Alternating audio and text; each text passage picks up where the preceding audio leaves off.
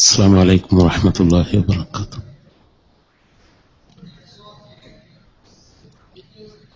الحمد لله الذي أنزل على عبده الكتاب ولم يجعل له عوجا، حمدا يوافي نعمه ويكافئ مزيدا.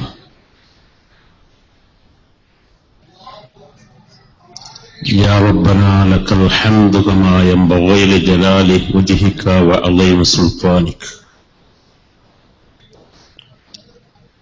اللهم صل وسلم على رسولك سيدنا محمد وعلى آله وصحبه وسلم. أيها الإخوان، اتقوا الله حق تقاته ولا تموتن إلا وأنتم مسلمون. أعوذ بالله من الشيطان الرجيم. بسم الله الرحمن الرحيم. أفلا يتدبرون القرآن ولو كان من عند غير الله لوجدوا فيه اختلافا كثيرا. ആദരണീയരായ അധ്യക്ഷൻ, മറ്റ് പണ്ഡിതന്മാരെ, പ്രിയപ്പെട്ട സഹപ്രവർത്തകരെ, സഹോദരന്മാരെ,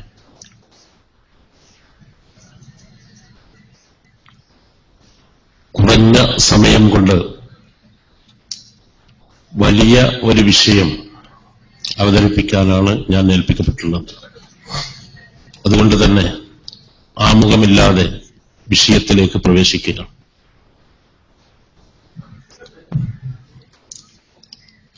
ഗ്രാമങ്ങളിൽ പുരോഗതി വരുന്നതിന്റെ കുറെ മുമ്പ് നാട്ടിൻ പുറത്തുകാരായ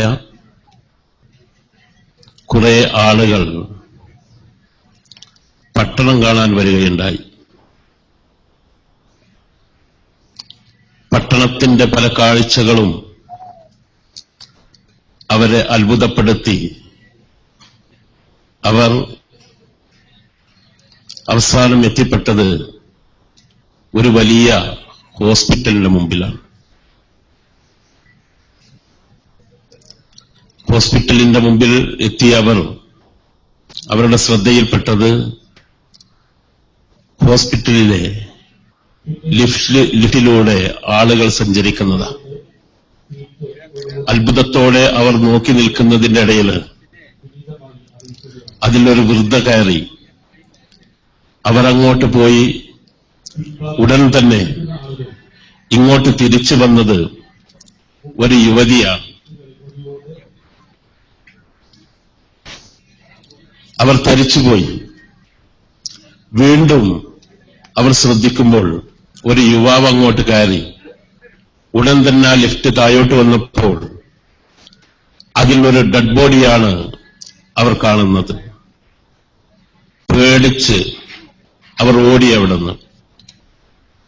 അങ്ങനെ കുറെ ദൂരം പോയി അവർ അഭിപ്രായം പറയാൻ തുടങ്ങി. ഒരാൾ പറഞ്ഞു, നമ്മളത് സ്വിഫ്റ്റാണ്. മറ്റയാൾ പറഞ്ഞു, സ്വിഫ്റ്റല്ല, അത് ഗിഫ്റ്റാണ്. മൂന്നാമത്തെ ആള് പറഞ്ഞു, അത് സ്വിഫ്റ്റുമല്ല, ഗിഫ്റ്റുമല്ല. പിന്നെന്താ? അവൻ പറഞ്ഞു, എനിക്കറിയില്ല. ഇതുപോലെ ഈ ഒരു കഥ എനിക്ക് ഓർമ്മ വന്നത്, എനിക്ക് ഈ വിഷയം തന്നപ്പോ ഖുർആൻ വിമർശകരുടെ ഗ്ലോബിലൂടെ ഒന്ന് പോയി നോക്കി. അവിടെ ഒരു പഠനം നടത്തിയപ്പോ അവരുടെ അഭിപ്രായങ്ങൾ വിലയിരുത്തിയപ്പോ ഈ ഒരു വിഷയമാണ് എനിക്ക് ഓർമ്മ വന്നത്.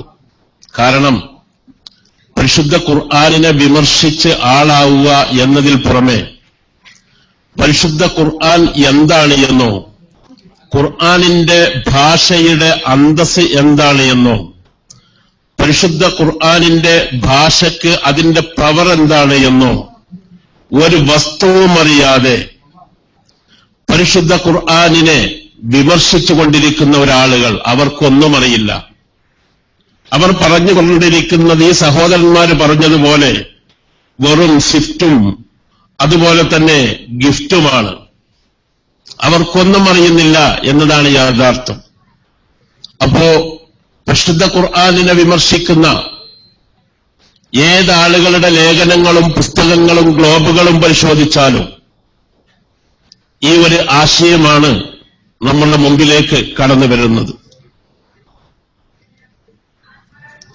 പ്രിയപ്പെട്ടവരെ, പരിശുദ്ധ ഖുർആനെ കുറിച്ച് അത് ദൈവിക ഗ്രന്ഥമാണോ അതോ മുഹമ്മദിന്റെ രചനയാണോ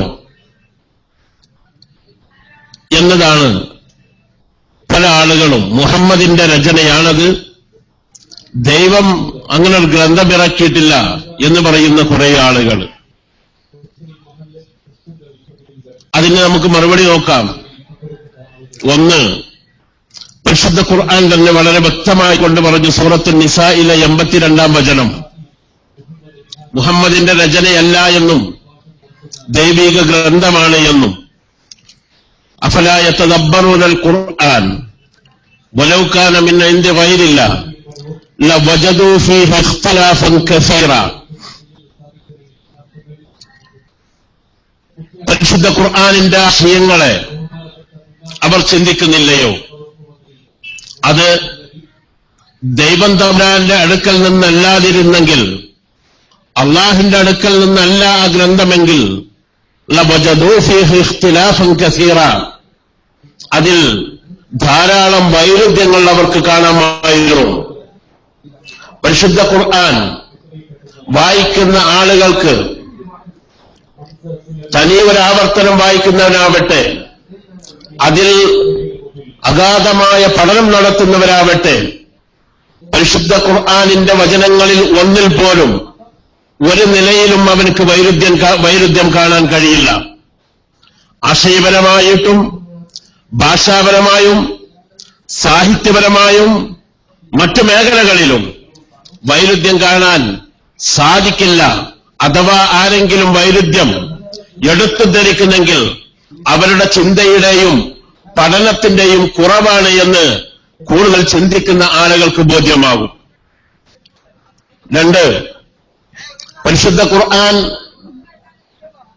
ദൈവിക ഗ്രന്ഥമാണ് എന്നതിന്റെ ഉദാത്തമായ തെളിവ്, ഏറ്റവും വലിയ തെളിവ്, പരിശുദ്ധ ഖുർആൻ അവതരിപ്പിച്ചപ്പോൾ ഇറങ്ങിയ അതിന്റെ 1-ാമത്തെ വചനമാണ്. പരിശുദ്ധ ഖുർആൻ ദൈവികമാണ് എന്നതിന്റെ മറ്റൊരു തെളിവ്, ഇഖ്റഅ ബിസ്മി റബ്ബിക്കൽ ലദീ ഖലഖ ഖലഖൽ ഇൻസാന മിൻ അലഖ ഇഖ്റഅ വറബ്ബുക്കൽ അക്രം അല്ലദീ അല്ലമ ബിൽ ഖലം അല്ലമൽ ഇൻസാന മാ ലം യഅലം എന്ന ആദ്യമായി അവതരിപ്പിച്ച വചനങ്ങൾ. ആ വചനങ്ങൾ പഠിക്കുമ്പോൾ കാര്യങ്ങൾ ബോധ്യമാകും. നോക്കുക, നിങ്ങൾ ഈ വചനങ്ങൾ ഇറങ്ങുമ്പോ ആ അറേബ്യയുടെ അവസ്ഥയെ നമുക്കറിയാം. അന്നത്തെ അവസ്ഥ അറബി കവിതയുടെയും ഗദ്യസാഹിത്യത്തിലും കഴിഞ്ഞിരുന്ന ഒരു സമൂഹം. അവര് അതിലൂടെ മദ്യത്തെയും കാമുകയെയും പടക്കുതിരയെയും ഒട്ടകങ്ങളെയും വർണ്ണിക്കുന്ന ഒരു കാലഘട്ടമായിരുന്നു അത്. അതുപോലെ തന്നെ ആ കവിയോ അതല്ലെങ്കിൽ അദ്ദേഹത്തിന്റെ ഗോത്രമോ നടത്തിയ വീരപരാക്രമങ്ങളെ പർവ്വതീകരിച്ച് കാണിക്കുന്ന കവിതകളായിരുന്നു അന്ന്. അല്ലെങ്കിൽ തനിക്ക് നഷ്ടപ്പെട്ട, തന്നിൽ നിന്ന് വേർപിരിഞ്ഞ കാമുകിയെക്കുറിച്ചുള്ള വിലാപത്തിലായിരിക്കും ആ കവിതകളോ ഗദ്യങ്ങളോ അന്നുണ്ടായിരുന്നത്. ഇതാണ് അന്ന് ലഭിക്കാനുള്ള വിജ്ഞാനത്തിന്റെ ആകത്തുക. ഈ കാലഘട്ടത്തിൽ ശാസ്ത്രമെന്ത് എന്നോ ഭ്രൂണമെന്ത് എന്നോ പോട്ടെ പേന എന്ത് എന്നോ അതിന്റെ ഫലമെന്ത് എന്നോ ചിന്തിക്കാൻ പറ്റാത്ത ഒരു കാലഘട്ടം. അഷ്റഫുൽ ഖൽഖ് മുഹമ്മദ് മുസ്തഫ സല്ലല്ലാഹു അലൈഹി വസല്ലമ മറ്റ് ഗ്രന്ഥങ്ങളിൽ നിന്ന് ചോർത്തിയെടുക്കാൻ അവിടത്തേക്ക് ഒരു മാർഗവുമില്ല. ഒന്ന്, അവിടുന്ന് വിദ്യാഭ്യാസം നേടിയില്ല എന്ന് എല്ലാവർക്കും അറിയുന്നതോടെ മറ്റ് അറിവുള്ള ആളുകളോട് ചോദിച്ചുകൊണ്ടോ അവരെ ഭീഷണിപ്പെടുത്തിക്കൊണ്ടോ അല്ലെങ്കിൽ അവർക്ക് എന്തെങ്കിലും ഓഫർ നൽകിക്കൊണ്ടോ മഹാനായ പ്രവാചകന്റെ മേലിൽ രചിക്കപ്പെട്ടതാണോ ഈ ഗ്രന്ഥം, മറ്റ് ഗ്രന്ഥങ്ങളിൽ നിന്ന് എടുത്തതാണോ? അതിനും സാധ്യതയില്ല. കാരണം ഇത്തരം കാര്യങ്ങൾ സംസാരിക്കുന്ന ഗ്രന്ഥം വന്നില്ല. തന്നെയുമല്ല, ഇത്തരം കാര്യങ്ങൾ അവർക്ക് അറിയില്ല. അതുകൊണ്ട് തന്നെ ഒന്നാമത്തെ വചനം ഇഖ്റ ബിസ്മി റബ്ബിക്കല്ലദീ ഖലഖ്, ബിസ്മില്ലാഹിർ റഹ്മാനിർ റഹീം, ഇഖ്റ ബിസ്മി റബ്ബിക്കല്ലദീ ഖലഖ്.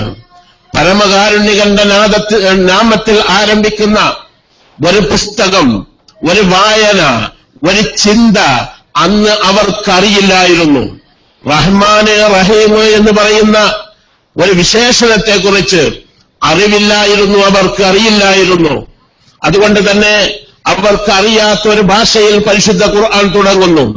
തുടങ്ങി പറയുന്നത് ഇഖ്റ ബിസ്മി റബ്ബിക്കല്ലദീ ഖലഖ്, ഖലഖൽ ഇൻസാന മിൻ അലഖ്. നിന്നെ സൃഷ്ടിച്ച നിന്റെ നാഥന്റെ നാമത്തിൽ നീ വായിക്കുക. ഭ്രൂണത്തിൽ നിന്ന് നിന്നെ സൃഷ്ടിച്ചവൻ. നോക്കുക, ഭ്രൂണം പറയാൻ അറിയില്ല, ചിന്തിക്കാൻ അറിയില്ല. ആ ഒരു കാലഘട്ടത്തിലാണ് ഇത്ര നിലയിൽ ഇന്നും ലോകം പഠിച്ചുകൊണ്ടിരിക്കുന്ന, ഇന്നും ലോകത്തിൽ പഠനം പൂർത്തിയാകാതെ നിൽക്കുന്ന ഈ ഒരു വിഷയത്തെക്കുറിച്ച് അന്ന് സംസാരിച്ചത്. ഇതാണ് പരിശുദ്ധ ഖുർആൻ മുഹമ്മദ് നബി സല്ലല്ലാഹു അലൈഹി വസല്ലമയുടെ രചനയല്ല, അള്ളാഹുവിന്റെ ഗ്രന്ഥമാണ് എന്ന് പറയാനുള്ള ഒന്നാമത്തെ തെളിവ്. രണ്ടാമത്തെ തെളിവ് ആലോചിക്കുക. അലക്കിനെ കുറിച്ച് ഇന്നും അഭിപ്രായങ്ങൾ വന്നുകൊണ്ടിരിക്കുന്നു, ഇന്നും പഠനങ്ങൾ വന്നുകൊണ്ടിരിക്കുന്നു. അപ്പോ പരിശുദ്ധ ഖുർആൻ കാലിക പ്രസക്തിയാണ് എന്നതിന്റെ മറ്റൊരു തെളിവ് കൂടിയാണ് ഈ വചനം എന്ന് സാന്ദർഭികമായി ഓർമ്മിപ്പിക്കുകയാണ്. പ്രിയപ്പെട്ടവരെ, ആലോചിക്കുക. മനുഷ്യന്റെ ഭ്രൂണത്തെക്കുറിച്ച്, മനുഷ്യന്റെ തുടക്കത്തെക്കുറിച്ച് ചിന്തിപ്പിക്കുന്ന ഈ അവസ്ഥയും, അതുപോലെ പേനയുടെ സഹായത്താൽ നടക്കുന്ന വൈജ്ഞാനിക വികാസവും ചരിത്ര പുരോഗതിയും അവർക്കറിയില്ലായിരുന്നു. എന്നിട്ടും അവരോട് ഈ ഗ്രന്ഥം ഈ നിലയിൽ സംസാരിക്കുന്നതാണ് നമുക്ക് കാണുന്നത്. അതുപോലെ പരിശുദ്ധ ഖുർആനെ കുറിച്ച് ഞാൻ ചില ചോദ്യങ്ങൾ എടുത്തുവിടാം. പരിശുദ്ധ ഖുർആൻ 1400 വർഷം പഴക്കമുള്ള ഈ ഖുർആൻ അത് കാലോചിതമാണ് എന്ന് പറയാൻ കഴിയുമോ? പരിശുദ്ധ ഖുർആൻ 1400 വർഷം മുമ്പുള്ളതാണ്. അന്നുണ്ടായിരുന്ന ആ അവസ്ഥയിൽ ഇറങ്ങിയ ഗ്രന്ഥത്തിനെ കുറിച്ച് ഇന്ന് പഠിക്കാനും ഇന്ന് ചിന്തിക്കാനും പറയുന്നത് ന്യായമാണോ എന്ന ഒരു ചോദ്യം ഉയർന്നു നിൽക്കുന്നുണ്ട്. പ്രിയപ്പെട്ടവരെ, നാം ആലോചിക്കുക. 7ാം നൂറ്റാണ്ടുകാരോട് ചിന്തിക്കാൻ പറഞ്ഞു പരിശുദ്ധ ഖുർആൻ ഒട്ടകത്തെക്കുറിച്ച്. അഫലാ യൻദുറൂന ഇലൽ ഇബ്ലി കൈഫ ഖുലിഖത് വഇല السماء കൈഫ റുഫിഅത് വഇല الجبال കൈഫ നുസിബത് അഫലാ യൻദുറൂന ഇലൽ ഇബ്ലി കൈഫ ഖുലിഖത്. ഒട്ടകത്തെക്കുറിച്ച് അവർ ആലോചിക്കുന്നില്ലയോ? എന്താ അവർക്ക് ഒട്ടകത്തെക്കുറിച്ച് ആലോചിക്കാനുണ്ടാവുക? ഒട്ടകം മരുഭൂമിയിലൂടെ ധാരാളമായി സഞ്ചരിക്കും, അത് മണലിൽ താന്നു പോവില്ല. ഈ ഒരു വിജ്ഞാനമാണ് അവർക്കുണ്ടായിരുന്നത്. എങ്കിൽ ഇന്ന് നാം ആലോചിക്കുക. പരിശുദ്ധ ഖുർആനിൽ പറഞ്ഞ ഈ ഒട്ടകത്തെക്കുറിച്ച് ഇന്നും നാം പഠിച്ചുകൊണ്ടിരിക്കുകയാണ്. ഇന്ന് നമ്മുടെ പഠനം നോക്കിയാൽ ഒട്ടകത്തിന്റെ കുളമ്പിനെ കുറിച്ച് മാത്രമല്ല, അതിന്റെ നടത്തത്തെക്കുറിച്ച് മാത്രമല്ല, അതിന്റെ ചുണ്ടിനെ കുറിച്ച് നാം ചർച്ച ചെയ്യുന്നു, അതിന്റെ കണ്ണിനെ കുറിച്ച് ചർച്ച ചെയ്യുന്നു, അതിന്റെ കൺപോളയെ കുറിച്ച് ചർച്ച ചെയ്യുന്നു, അതിന്റെ കാൽമുട്ടിനെ കുറിച്ച് ചർച്ച ചെയ്യുന്നു, അതിന്റെ ചർമ്മത്തെക്കുറിച്ച് ചർച്ച ചെയ്യുന്നു, അതിന്റെ ആമാശയങ്ങളെ കുറിച്ച് ചർച്ച ചെയ്യുന്നു, അതിന് വെള്ളം ശേഖരിക്കാനുള്ള അതിന്റെ കഴിവിനെ കുറിച്ച് ചർച്ച ചെയ്യുന്നു. പരിശുദ്ധ ഖുർആൻ അത് കാലത്തിന് യോജിച്ചതാണ്, കാലികമാണ് എന്നതിന്റെ ഒരു തെളിവാണിത്. ആലോചിക്കുക. അറേബ്യയിലോ അതല്ലെങ്കിൽ മണലാളികളിലോ ഉള്ള ഈ ഒട്ടകത്തെക്കുറിച്ച് കേരളത്തിലുള്ള നാമും ചർച്ച ചെയ്യുന്നു, നാം അതിനെ പഠിക്കുന്നു. അന്നത്തേക്കാൾ കൂടുതൽ ഒട്ടകത്തെക്കുറിച്ച് പഠിച്ചുകൊണ്ടിരിക്കുന്നു. ഇനിയും നമ്മുടെ അടുത്ത തലമുറ ഇന്ന് നാം കണ്ടെത്തതിനേക്കാൾ കൂടുതലായി ഒട്ടകത്തെക്കുറിച്ച് പഠിക്കുകയും ചിന്തിക്കുകയും ചെയ്യുമെന്ന കാര്യത്തിൽ സംശയമില്ല. കാരണം 7-ാം നൂറ്റാണ്ടിൽ ജീവിച്ച ആ സമൂഹത്തോടാണ് ഖുർആൻ പറഞ്ഞത് അഫലാ യൻദുറൂന ഇലൽ ഇബ്ലി കൈഫ ഖുലിഖത്. ആ വിഷയത്തെക്കുറിച്ച് ഇന്നും നാം ആലോചിച്ചുകൊണ്ടിരിക്കുകയാണ്, ഇന്നും നാം ചിന്തിച്ചുകൊണ്ടിരിക്കുകയാണ്. ഇതാണ് നാം മനസ്സിലാക്കേണ്ടത്.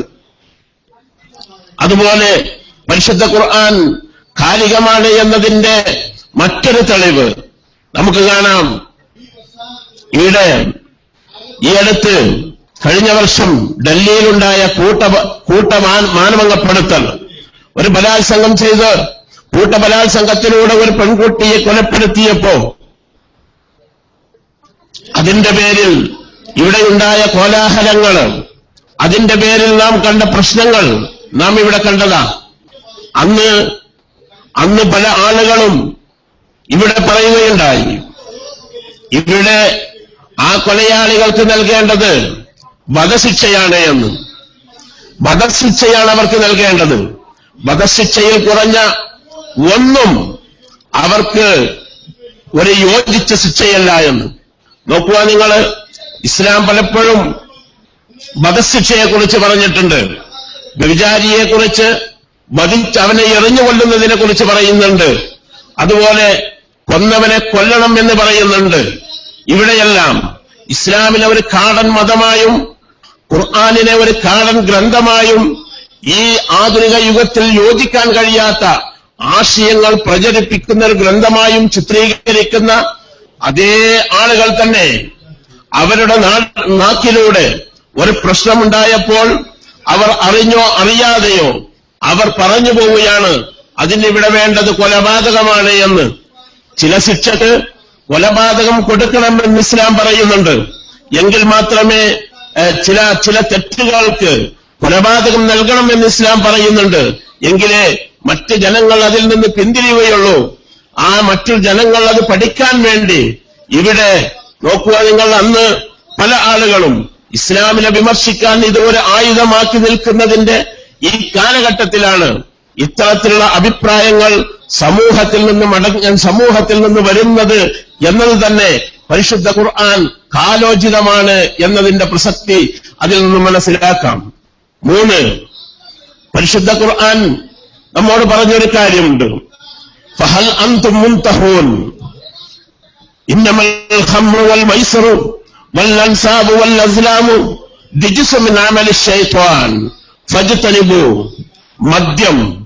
മദ്യത്തെക്കുറിച്ച്, ചൂതാട്ടത്തെക്കുറിച്ച്, വിശ്വാസപരമായ കാര്യങ്ങളിലുള്ള വൈകല്യങ്ങളെക്കുറിച്ച് പരിശുദ്ധ ഖുർആൻ പറഞ്ഞുകൊണ്ട് പരിശുദ്ധ ഖുർആൻ പറയുന്നൊരു വാക്കുണ്ട്, ഫഹൽ അൻതും മുൻതഹൂൻ. നിങ്ങൾ ഇതിന് വിരാമം കുറിക്കുന്നില്ലേ, ഇതിന് നിങ്ങൾ വിരാമം കുറിക്കുന്നില്ലേ എന്ന്. പ്രിയപ്പെട്ടവരെ ആലോചിക്കുക, മദ്യം അപകടമാണ്. അത് അപകടമാണ് എന്ന് നാം മനസ്സിലാക്കുന്നത് നമ്മിൽ കുറെ ആളുകൾ മരിക്കുമ്പോഴാണ്, നമ്മിൽ കുറെ ആളുകൾ മരിച്ചു വീഴുമ്പോഴാണ്. മദ്യം നിരോധിക്കണമെന്നും മദ്യം നിരോധിക്കണമെന്ന് പറഞ്ഞ് അതിന് സമരം ചെയ്യുകയും പ്രസ്താവന ഇറക്കുകയും അതിന്റെ അപകടങ്ങൾ വിളിച്ചു പറയുകയും ചെയ്യുമ്പോ ഈ 7-ാം നൂറ്റാണ്ടിൽ തന്നെ പരിശുദ്ധ ഖുർആൻ ഈ അപകടം മണത്തറിഞ്ഞുകൊണ്ട് പരിശുദ്ധ ഖുർആൻ മദ്യത്തെക്കുറിച്ച് സംസാരിക്കുന്ന അവസാനത്തിൽ സംസാരിച്ച വാക്കാണ് ഫഹൽ അൻതും മുൻതഹൂൻ. നിങ്ങൾ അവസാനിപ്പിക്കുന്നില്ലേ ഇത്? നിങ്ങളുടെ കുടുംബത്തിന്റെ, നാടിന്റെ സമാധാനത്തിനും ഐക്യത്തിനും കളങ്കം വെക്കുന്ന മദ്യപാനം പരിശുദ്ധ ഖുർആൻ വളരെ ഗൗരവത്തോടാണ് പറഞ്ഞത്. മഹാനായ പ്രവാചകൻ മുഹമ്മദ് മുസ്തഫ സല്ലല്ലാഹു അലൈഹി വസല്ലമ പറഞ്ഞു, അൽ ഖംറു ഉമ്മുൽ ഖബായിസ്. എല്ലാ തിന്മകളുടെയും മാതാവാകുന്നു മദ്യം എന്നത്. വളരെ ഗൗരവത്തിലാണ് ഇസ്ലാം അതിനെ കാണുന്നത്, വളരെ ഗൗരവത്തിലാണ് ഖുർആൻ അതിനെ കാണുന്നത്. ഇത് തന്നെ പരിശുദ്ധ ഖുർആൻ കാലോചിതമായ ഗ്രന്ഥമാണ് എന്നതിന് വ്യക്തമായ തെളിവുകളാണ്. ഞാൻ ചുരുക്കി പറയാം. അതുപോലെ തന്നെ ഇസ്ലാമിക സാമ്പത്തിക ശാസ്ത്രം അതിനെ വിമർശിക്കുന്ന ആളുകളുണ്ട്. ഇസ്ലാമിന്റെ സാമ്പത്തിക ശാസ്ത്രം ഈ കാലഘട്ടത്തിൽ അനുയോജ്യമാണോ എന്ന് ചോദിക്കുന്നവർ ഖുർആനിന്റെ സാമ്പത്തിക ശാസ്ത്രത്തെക്കുറിച്ച് ചോദ്യം ചെയ്യുന്ന ആളുകളുണ്ട്. പ്രിയപ്പെട്ടവരെ, നമുക്കറിയാം സാമ്പത്തിക ശാസ്ത്രത്തില് ഒരു പുതിയ സിദ്ധാന്തവുമായി കടന്നു വന്ന കമ്മ്യൂണിസം, ആ കമ്മ്യൂണിസം റഷ്യയിലും മറ്റും പരാജയപ്പെട്ടതിന്റെ പൊരുൾ നമുക്കറിയാം. കമ്മ്യൂണിസം കടന്നു വന്നുകൊണ്ട് ഇവിടെ അവർ കൊണ്ടുവന്ന ഒരു സാമ്പത്തിക ശാസ്ത്രം മനുഷ്യന്റെ സ്വകാര്യ സ്വത്തുകൾ മുഴുക്കയും അത് രാഷ്ട്രത്തിന് സമർപ്പിക്കുക, നമ്മുടെ സ്വകാര്യ വ്യക്തികളുടെ സ്വത്തുകൾ പൂർണ്ണമായും രാഷ്ട്രത്തിന് സമർപ്പിക്കുക, എന്നിട്ട് എല്ലാ ആളുകളും രാഷ്ട്രത്തിന് വേണ്ടി ജോലി ചെയ്യുക, രാഷ്ട്രത്തിന് വേണ്ടി ജോലി ചെയ്യുക എന്ന് പറഞ്ഞ് ഒരു സിദ്ധാന്തം ഇവിടെ കൊണ്ടുവന്നു. അതിന്റെ പേരില് റഷ്യയില് കൂട്ടുകൃഷി ഫാമുകൾ ഉണ്ടായി. കൂട്ടുകൃഷി ഫാമുകൾ, പല ആളുകളും കൂടി ഫാമുകൾ ഉണ്ടാക്കുന്നു. ആ ഫാമുകൾ ജോലി ചെയ്യുന്നു. അവർക്കതിൽ വൈകുന്നേരം കൂലിയുണ്ടോ? കൂലിയില്ല. കാരണം എന്താ? അവരുടെ ഭക്ഷണം, അവരുടെ ചികിത്സ, അവരുടെ കുടുംബം, അവരുടെ വസ്ത്രം, അവരുടെ താമസം, ഇതെല്ലാം ഗവൺമെന്റ് നോക്കിക്കൊള്ളും എന്നുള്ള ഒരു കാഴ്ചപ്പാടായിരുന്നു അന്ന് അവർക്കുണ്ടായിരുന്നത്. അതുകൊണ്ട് തന്നെ അവസാനമായപ്പോഴേക്ക് ജോലി ചെയ്യാൻ ആളില്ല. കാരണം എന്താ? നമ്മയെല്ലാം ഗവൺമെന്റ് നോക്കിക്കൊള്ളും, നമ്മുടെ എല്ലാ ആവശ്യങ്ങൾക്കും ഗവൺമെന്റ് ഉണ്ട് മുമ്പിൽ പ്രവർത്തിക്കാൻ എന്നുള്ള നിലയിൽ അതിനു വേണ്ടിയായപ്പോ ആളുകൾ മുഴുക്കയും മടിയന്മാരായി മുന്നോട്ട് പോയി. അതുപോലെ തന്നെ ഇവിടെയുള്ള മുതലാളിത്തം പറയുന്നത് എങ്ങനെയെങ്കിലും പണമുണ്ടാക്കാം, ഏത് മാർഗം സ്വീകരിച്ചാലും ലക്ഷ്യത്തിലേക്കെത്താനുള്ള വഴി അത് എങ്ങനെയുമാവാം എന്നുള്ള ഒരു കാഴ്ചപ്പാടായിരുന്നു അവർക്ക്. അതുപോലെ എങ്ങനെയും ചെലവഴിക്കാമെന്നും. പക്ഷേ ഇസ്ലാം ഇവിടെ കാണുന്നത്, ഇസ്ലാം പറയുന്നത് യാ അയ്യുഹല്ലദീന ആമനൂ ലാ തഅകുലൂ അംവാലകും ബൈനകും ബിൽ ബാത്തിൽ ഇല്ലാ അൻ തകൂന തിജാറത്തൻ അൻ തറാദിൻ മിൻകും വലാ തഖ്തുലൂ അൻഫുസകും ഇന്നല്ലാഹ കാന ബികും റഹീമ. പ്രിയപ്പെട്ടവരെ, ഇസ്ലാമിന്റെ സാമ്പത്തിക ശാസ്ത്രം വളരെ കൃത്യമാണ്. ഇസ്ലാം പറഞ്ഞത് ഇവിടെ കമ്മ്യൂണിസം പറയുന്നത് പോലെ ധനം പൂർണ്ണമായും ഗവൺമെന്റിലേക്ക് അടക്കുകയും എന്നിട്ട് ഗവൺമെന്റ് ഇങ്ങോട്ട് നൽകുകയും ചെയ്യുക എന്നല്ല ഇസ്ലാം പറയുന്നത്. ഇസ്ലാം പറയുന്നത് ധനം നിങ്ങളുടെ നിലനിൽപ്പിന്റെ ആധാരമാണ്. ആ ആധാരത്തിന് വേണ്ടി നിങ്ങൾ അധ്വാനിക്കണം, നിങ്ങൾ കഷ്ടപ്പെടണം. ഫഇദാ ഖുദിയത്തിസ് സ്വലാത്തു ഫന്തശിറൂ ഫിൽ അർളി വബ്തഗൂ മിൻ ഫളില്ലാഹ്. ഫഇദാ ഖുദിയത്തിസ് സ്വലാ, നമസ്കാരം അവസാനിച്ചാൽ ഇനി നിങ്ങൾ ഇവിടെ ഇരുന്നോളണമെന്നില്ല, ഇനി നിങ്ങൾ പള്ളിയിൽ ഇരുന്നു കൊള്ളണമെന്നില്ല. ജുമാ നമസ്കാരം അവസാനിച്ചാൽ ഫന്തശിറൂ. നമുക്കറിയാം തഫ്സീർ ഗ്രന്ഥങ്ങളൊക്കെ നോക്കിയാൽ ഫാ അത് തഅഖീബിനാണ് ഫാ എന്ന്. തഅഖീബിന്റെ ഫാ ഉടനെ തന്നെ നിങ്ങൾക്ക് എണീറ്റ് പോകാം, സലാം വീട്ടി നിസ്കാരം വിരമിച്ച ഉടനെ തന്നെ എണീക്കാം എന്നുള്ള ഫാ വെച്ചുകൊണ്ടാണ് അള്ളാഹു ഇവിടെ പറഞ്ഞത്. ഫഇദാ ഖുദിയത്തിസ് സ്വലാ ഫന്തശിറൂ, നിങ്ങൾ പോയി ഫന്തശിറൂ ഫിൽ അർളി വബ്തഗൂ മിൻ ഫളില്ലാഹ്. പടച്ചവന്റെ ഔദാര്യം, അവന്റെ കാരുണ്യം, അവന്റെ ധനം ലോകത്ത് പരന്നു കിടക്കുകയാണ്. ജോലി ചെയ്ത് പണമുണ്ടാക്കണം, അധ്വാനിച്ച് പണമുണ്ടാക്കണം, കഷ്ടപ്പെട്ട് നിങ്ങൾ ഉണ്ടാക്കിക്കോ എന്നാണ് അള്ളാഹു മനുഷ്യനോട് പറയുന്നത്. ആ ധനമാണ് നിങ്ങളുടെ ഇഹലോകത്തിന്റെ നിലനിൽപ്പിന്റെ ആധാരം. ആ ധനം നിങ്ങൾ എങ്ങനെ ചെലവഴിക്കണം അതും ഇസ്ലാം നമ്മോട് പറഞ്ഞു. നിങ്ങൾ അധ്വാനിച്ചുണ്ടാക്കുന്ന ധനം വലാ തുജിയൽ യദക മഗ്ലൂലതൻ ഇലാ ഉലുകിക വലാ തബ്സുത്ഹാ കുല്ലൽ ബസ്ത് ഫതഖഉദ മലൂമ മഹ്സൂറ.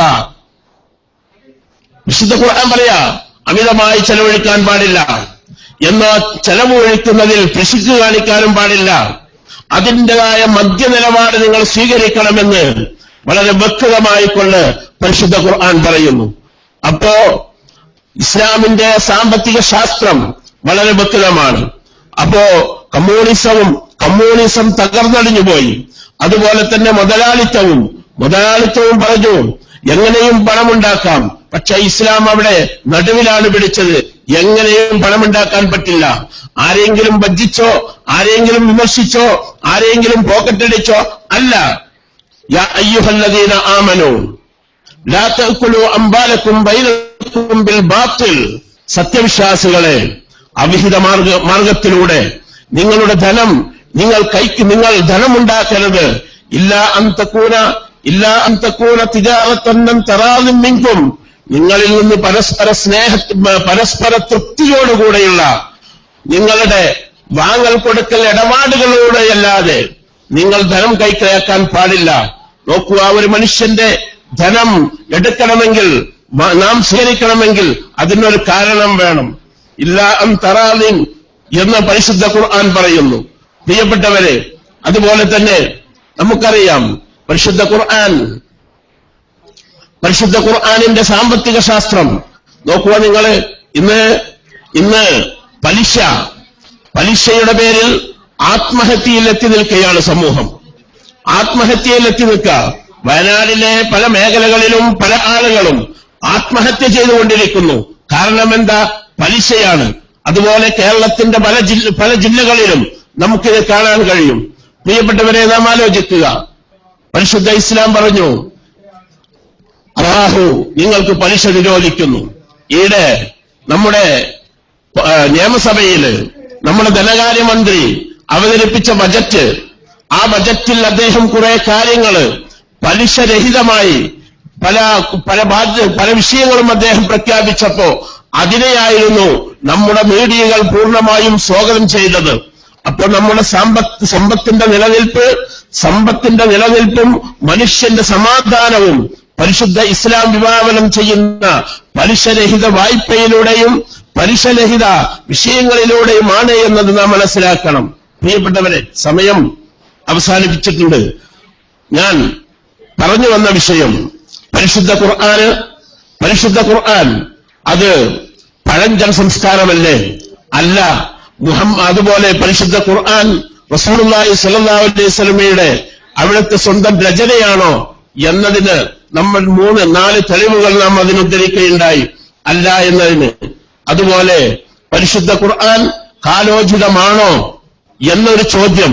അതെ, അത് കാലോചിതമാണ് എന്ന് പരിശുദ്ധ ഖുർആനിന്റെ വാക്ക് നമ്മെ ചിന്തിപ്പിച്ച അഫലാ യൻദുറൂന ഇലൽ ഇബ്ലി കൈഫ ഖുലിഖത്. ആ ഇബ്ലിനെ കുറിച്ചുള്ള പഠനം ഇന്നും ലോകത്ത് നിലനിൽക്കുന്നു. അന്ന് അറേബ്യകൾക്ക് മാത്രം പരിചയമുള്ള ഇബ്ലല്ല, അല്ലെങ്കിൽ ആ ഭാഗക്കാർക്ക് മാത്രം പരിചയമുള്ള ഇബ്ലല്ല. ഇന്ന് അതിന്റെ നഖത്തെക്കുറിച്ചും പല്ലിനെക്കുറിച്ചും ചുണ്ടിനെക്കുറിച്ചും കണ്ണിനെക്കുറിച്ചും തൊലിയെക്കുറിച്ചും നാം ചർച്ച ചെയ്തുകൊണ്ടിരിക്കുന്നുണ്ട്. പരിശുദ്ധ ഖുർആൻ ഇന്നും കാലോചിതമാണ്. അതുപോലെ അതിന്റെ പല നിയമങ്ങളും തിരിച്ചു വരണമെന്ന് ആവശ്യപ്പെട്ടുകൊണ്ടിരിക്കുകയാണ്. അതുപോലെ ഇസ്ലാമിക സാമ്പത്തിക ശാസ്ത്രമാണ് മനുഷ്യന്റെ വിജയത്തിന് നിദാനം എന്ന് ആണ് നാം സൂചിപ്പിച്ചത്. സമയം അവസാനിച്ചു എന്നുള്ള അറിയിപ്പ് വന്നിട്ടുണ്ട്. പ്രിയപ്പെട്ടവരെ, നിർത്തുകയാണ്. പരിശുദ്ധ ഖുർആൻ അനുസരിച്ച് ജീവിച്ചു മരിക്കാനുള്ള തൗഫീഖ് അല്ലാഹുവെ ഞങ്ങൾക്കെല്ലാവർക്കും നീ പ്രദാനം ചെയ്യണേ റഹ്മാനെ. റഹ്മാനായ അല്ലാഹുവെ, ഇരുലോകത്തും യഥാർത്ഥ സത്യവിശ്വാസികളുടെ കൂട്ടത്തിൽ ഞങ്ങളെ നീ ഉൾപ്പെടുത്തണേ റഹ്മാനെ. അല്ലാഹുവെ, ഞങ്ങളുടെ ഈ സമ്മേളനം നീ തൃപ്തിപ്പെട്ട രൂപത്തിൽ പൂർത്തീകരിക്കാനുള്ള തൗഫീഖ് ഞങ്ങൾക്ക് നീ നൽകണേ റഹ്മാനെ. എല്ലാവിധ സഹായവും ഞങ്ങൾക്ക് നീ ഈ സമ്മേളനത്തിൽ നൽകി അനുഗ്രഹിക്കണേ റഹ്മാനെ. ربنا آتنا في الدنيا حسنة وفي الآخرة حسنة وقنا عذاب النار وآخر دعوانا أن الحمد لله رب العالمين. السلام عليكم ورحمة الله.